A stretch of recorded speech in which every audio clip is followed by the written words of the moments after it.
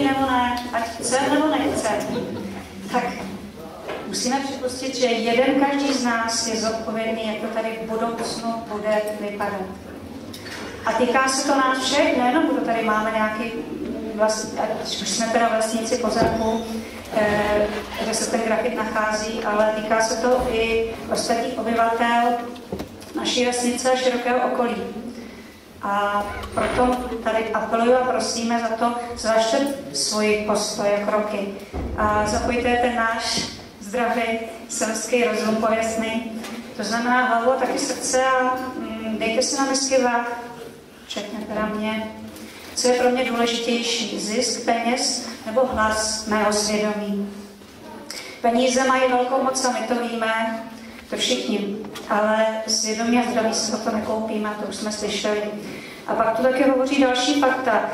Co získáme, to už říkala teď paní starostka, co získáme na pozemku, i to se ztratíme ceně svého pozemku, ale na cenách domů ostatních lidí.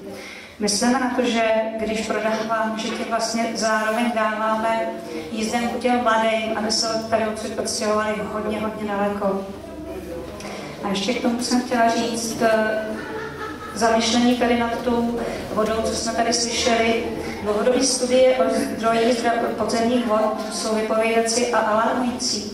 Zdroje se stenčují. A opravdu nikdo nám nedá razítko na to, až se tady, jestli se tady jednou bude těžit, nikdo nám nedá záruku, že o vodu tady v obci nepřijdeme.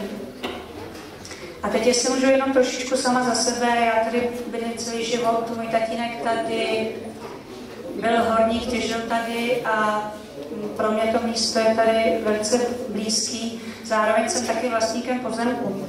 A když jsem se nad tím zamýšlela, peníze by se nehodily, komu by se nehodily, ale já od samého začátku vím, že neprodám. A obzvlášť ne těm, kteří říkají, že si sem přišli pro peníze a nic vůbec okolo je nezajímá.